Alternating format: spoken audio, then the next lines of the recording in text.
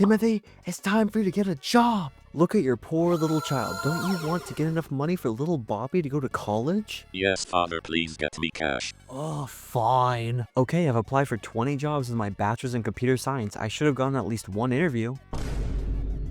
Things are pretty crazy right now, guys. When you look at your average person who has a job, they'll usually respond kind of well, saying that they've been doing decent, not incredible, not horrible. Then you look to someone who has no job, and usually they'll tell you about job application hell, with them applying to numerous entry-level jobs with no real success. I myself had to apply to 30 plus positions to get into an entry-level job that I'm starting soon. This is the problem that I want to address in this video, why this is happening, what we can do to fight back against these issues, and how things might progress as time continues. First off, the qualifications for these jobs are scaling faster than most of us could even keep up. As less jobs get added for basically all sectors, there are more people competing for a constantly shrinking pool of jobs. This is a huge issue right now, at least in these situations where people with a bachelor's degree apply to countless entry-level jobs just to be denied. And the simple fact is that more and more workers with experience are applying to these jobs who outcompete the new grads, because how are you supposed to compete with someone who has years of experience when you have none? The recruiter is going to pick the person with experience. Then there's the sites where you apply themselves. Filling out applications can be annoying, but with time, many can be put out in a short amount of time due to it all being online. And yet, most of us, after submitting 3 to even 10 applications, get no interviews. Even worse, more than half of these job applications don't even give you the courtesy of sending a rejection email. I applied to 30 plus jobs, and out of all of them, got 2 interviews, and only one of which got me the job. This really plays into people searching for jobs, constant rejection, as we apply to many more jobs and we just get rejection more and more and more, especially with this tough job market. Look at the newest job numbers. Jobs are down for basically all sectors other than government or healthcare, which is to be expected. I saw this article that really illustrated this idea of rejection, because this generation just has more rejection in things like dating apps or mainly jobs, because we apply to so much and we get so much rejection or even not any feedback. We have no feedback on the issues that we have.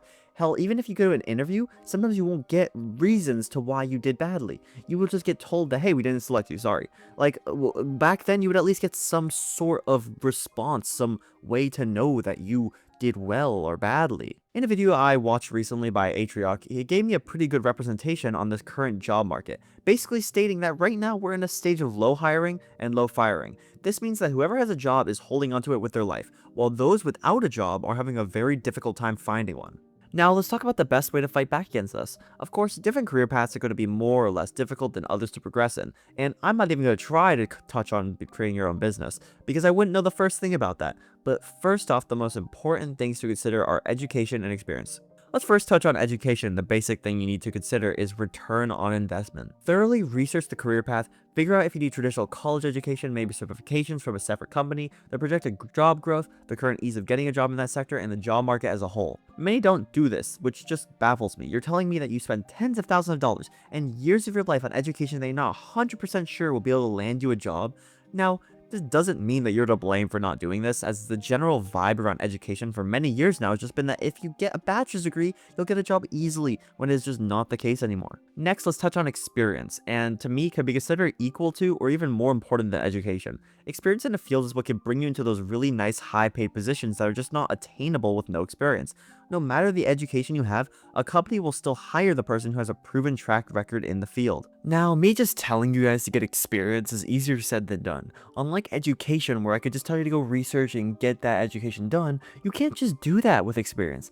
Your best bet is to leverage connections with friends, family, classmates to get references or internships with companies in a sector you want to go into, and then with that experience, build your portfolio up from there. These are the 2 key things I'm using to try and progress through my chosen career path at healthcare at 19 years old. Also, before we move on with the video, I put a lot of time into these videos to help educate others on current topics, speak on things I feel very strongly about, and if you've enjoyed this video so far, be sure to like and subscribe. I don't want to waste any more of your time though, so let's get right back into the video. The future of the job market is, to me, scary but hopeful. We all know about AI looming in the horizon, getting ready to take a lot of entry-level jobs, especially coding jobs, but luckily it isn't there yet. Most of us just simply need to prepare for this future, as it could drastically affect the job market. Think about it. In the US right now, 29 out of the 50 states have truck driving as the biggest job. That's wild, right? What happens when these companies manage to get a self-driving truck working flawlessly?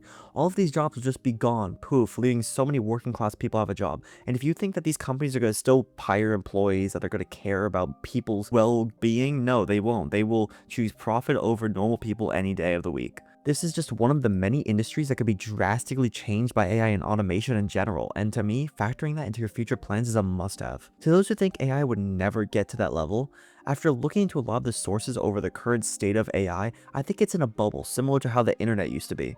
Back when the internet became a thing, investors would pump ungodly amounts of money into any company with .com in their name, and since no one really knew what it would do at the time, it crashed, and these businesses around it didn't recover for up to 15 years.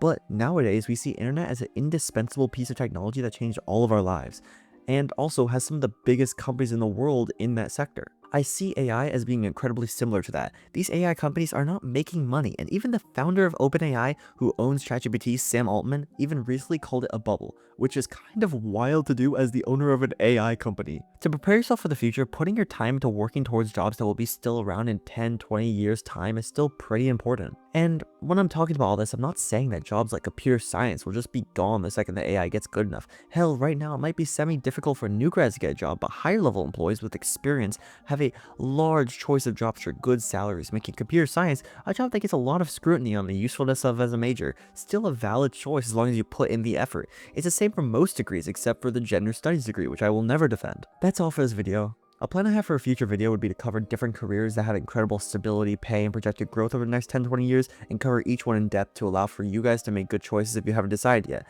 Let me know in the comments if you'd be interested in that. And thank you all very much for watching, and I'll see you in the next one.